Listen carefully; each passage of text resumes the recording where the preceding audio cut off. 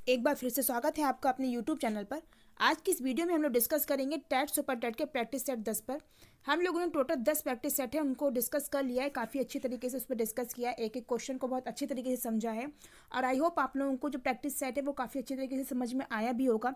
अगर आप लोगों को किसी और क्वेश्चन में कोई दिक्कत आ रही है, किसी और सब्जेक्ट में कोई दिक्कत आ रही है, तो आप लोग कमेंट करके बताइए, हम आपको उसके भी प्रैक्टिस सेट जो है वो सॉल्व करवा देंगे। जिन लोगों ने अभी तक जो प्रैक्टिस सेट जो पढ़ चुके हैं उनकी वीडियोज नहीं देखी तो वो प्लेलिस्ट में जाकर के जो प्रीवियस वीडियोज पढ़ चुकी हैं प्रैक्टिस सेट की उनको देख लीजिए, उनसे आप लोगों को काफ़ी हेल्प मिलने वाली है आपके 28 नवंबर को यूपी टेट के एग्ज़ाम में। और साथ ही साथ ये प्रैक्टिस सेट आपको सुपर टेट के एग्ज़ाम में भी काफ़ी हेल्प पहुँचाएगा।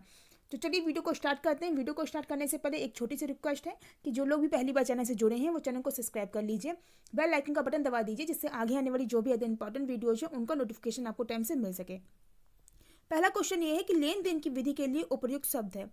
तो लेन देन के लिए की विधि के लिए जो उपयुक्त शब्द है वो विनियम कहलाता है। विनियम होता है कि जहाँ पर भी लेन देन की जो भी प्रक्रिया चलती है उसके लिए एक शब्द का प्रयोग किया जाता है, वो है विनियम। अगला देखते हैं, वर्तनी के अनुसार शुद्ध शब्द का चयन करना है। तो जो शुद्ध शब्द है वो मधु होता है, मधु माने शहद भी होता है। ऑप्शन नंबर बी बिल्कुल सही है।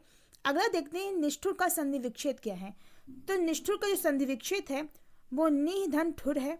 ऑप्शन नंबर ये डी सही है, इसमें विसर्ग संधि है। अगला देखते हैं, छात्र का बहुवचन क्या होता है। तो छात्र का मतलब होता है एक छात्र, और छात्रों इसका है वो बहुवचन होगा। ऑप्शन नंबर इसका ए सही है। अगला देखते हैं, कवित्री का पुल्लिंग। देखिए कवित्री का बहुत बार आता है, कवि का स्त्रीलिंग पूछ लेते हैं। तो कवि का स्त्रीलिंग हमने कई बार आपको बताया, बहुत बार आ चुका है एग्जाम में। और ध्यान रखिए वो इस तरीके से लिखा जाता है कि वाक्य जो मात्रा है वो अपनी दाहिनी साइड में शिफ्ट हो जाती है और ये या पे लग जाती है जाकर के, और ये इधर वाली जो मात्रा है वो हट जाती है। तो कभी का आप कवित्री का आपको पुल्लिंग बताना है तो कवि का जो कवित्री का पुल्लिंग हो जाएगा वो कवि हो जाएगा। तो 5 का ऑप्शन नंबर सी बिल्कुल सही है। अगला देखते हैं, बेटा का सही पर्यायवाची नहीं है। पुत्र माने बेटा होता है, सुत माने भी बेटा होता है, आत्मज माने भी बेटा होता है, लेकिन जो अग्रज है वो बेटे का पर्यायवाची नहीं है। अग्रज का मतलब होता है बड़ा, तो अग्रज का मतलब होता है बड़ा भाई, अनुज का मतलब होता है छोटा। तो अग्रज और अनुज का ध्यान रखिए, अग्रज का विलोम अनुज हो जाएगा। तो अग्रज जो है वो पुत्र का पर्यायवाची नहीं है। बाकी पुत्र, सुत और आत्मज ये सारे ही बेटे के पर्यायवाची हैं।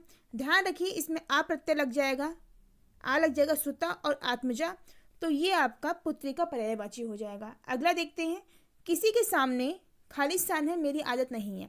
तो किसी के सामने भी हाथ फैलाना मेरी आदत नहीं है। ऑप्शन नंबर ए बिल्कुल सही है कि किसी के सामने हाथ फैलाना मेरी आदत नहीं है। अगला देखते हैं, काव्य शास्त्र के अनुसार रसों की संख्या कितनी है। तो काव्य शास्त्र के अनुसार रस जो होते हैं वो 9 होते हैं। ऑप्शन नंबर बी बिल्कुल सही है। अगला देखते हैं, वाचाल कहते हैं।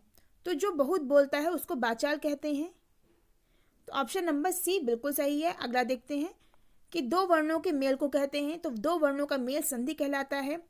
दो शब्दों का मेल जो होता है वो समास कहलाता है। संधि का जो अगर विलोम पूछ लिया जाए तो संधि का विलोम विच्छेद होता है, और समास का विलोम जो होता है वो विग्रह होता है।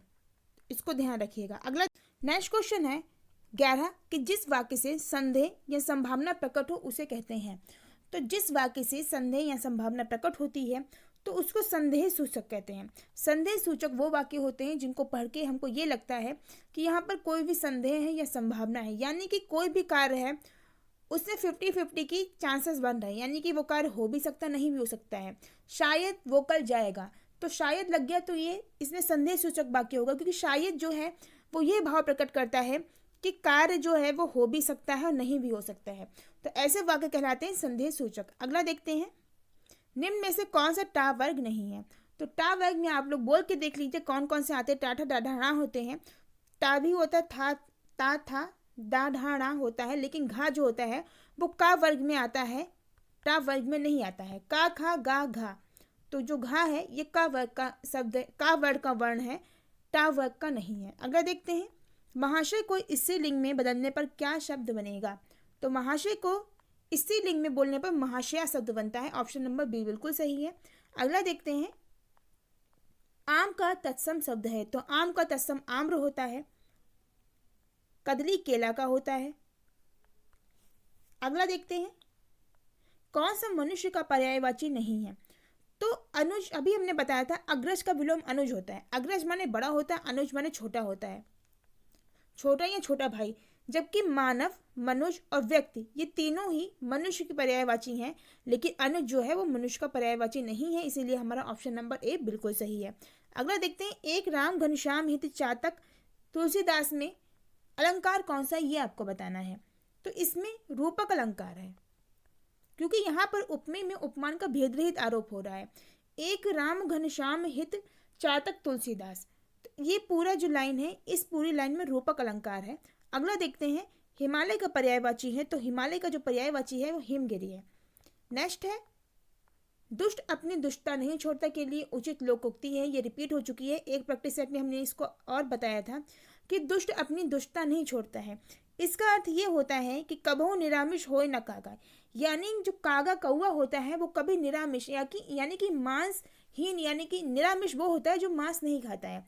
तो जो कौवा होता है वो कभी निरामिष नहीं हो सकता है, इसीलिए ऑप्शन नंबर सी बिल्कुल सही है। नेक्स्ट देखते हैं, प्रिय वस्तु के नाश के कारण उत्पन्न होने वाले चित्त की व्याकुलता कहलाती है। तो जहाँ पर भी कोई भी प्रिय वस्तु है उसका नाश हो जाता है, तो वहाँ पर जो एक व्याकुलता उत्पन्न होती है वो करुण रस वहाँ पर होता है।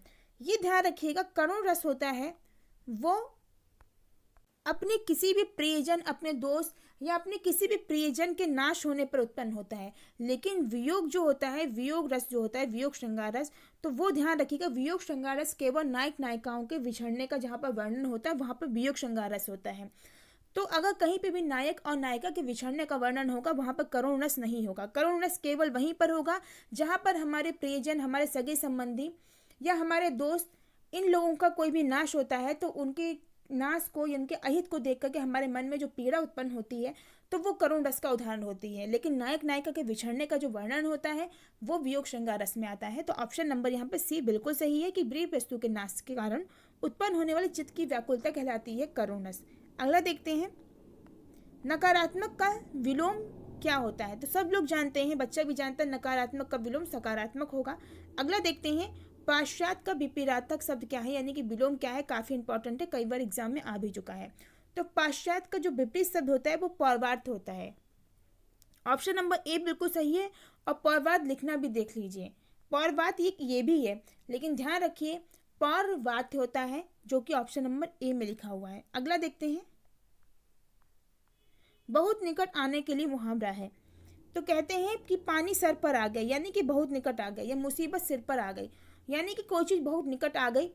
तो बहुत निकट आने का मुहावरा जो है वो पास आना नहीं होगा, सर पर आना। हम लोग कहते हैं कि तुम तो बिल्कुल सिर पे आ गए, यानी कि बहुत निकट आ गए, या पानी सिर पे आ गया। तो सिर पे आने का अर्थ होता है कि बहुत निकट आना। अगला देखते हैं, सार्थक का विलोम शब्द आपको बताना है। तो सार्थक का विलोम निरर्थक होता है, ऑप्शन नंबर सी बिल्कुल सही है। नेक्स्ट देखते हैं, निम्नलिखित में से गलत जो विलोम है सद्मयुग वो कौन सा है, ये बताना है आपको। तो गलत कौन सा है, देखिए, मुख का वाचाल बिल्कुल सही है, मुख मतलब कि साथ रहने वाला, वाचाल मतलब बहुत अधिक बोलने वाला। भूत का भविष्य बिल्कुल सही है, और पुरस्कार का तिरस्कार भी सही है। पुरस्कार का दंडित भी होता है, इसको भी ध्यान रखिए। तो यहाँ पर जो तिरस्कार है वो भी सही है, लेकिन प्रवेश का नवेश नहीं होता, ये कोई शब्द नहीं बनता है, इसीलिए ऑप्शन नंबर ए बिल्कुल सही है। अगला ये देखते हैं कौन सा क्वेश्चन है, गीला का पर्यायवाची क्या होता है। तो गीला का पर्यायवाची आर्द्र होता है, सब लोग जानते हैं। आप लोग तट और सुपर तट की तैयारी कर रहे हो तो जानते होंगे, आर्द्र भूमि क्षेत्र होते हैं, आर्द्र भूमि होती है। तो आर्द्र भूमि क्षेत्र यानी कि शुष्क, यानी कि जहां पर नमी होती है थोड़ी, जहां पर गीलापन होता है, तो आर्द्र का मतलब होता है गीला। ऑप्शन नंबर बिल्कुल सही है, वी हमारा। अगला देखते हैं कि भिन्न अर्थ वाले शब्दों को चुनना है। तो भिन्न अर्थ किसमें है ये देखते हैं। अनिल माने क्या होता है, हवा होती है। व्यार माने हवा होती है। समीर माने भी हवा होती है, लेकिन अनल माने हवा नहीं होती है, ये आग का पर्यायवाची होता है। तो अनिल और अनल, अनल माने आग, अनिल माने हवा, तो इसीलिए भिन्न अर्थ कौन सा है, तो अनल का भिन्न अर्थ है। अगला देखते हैं, ऐसा पुष्प जो अभी विकसित नहीं हुआ है, वाक्यांश के लिए एक शब्द। तो ऐसा पुष्प जो विकसित नहीं हुआ है मुकुल कहलाता है वो। एक चीज और ध्यान रखिए, मुकुल को अधखिला फूल भी कहते हैं।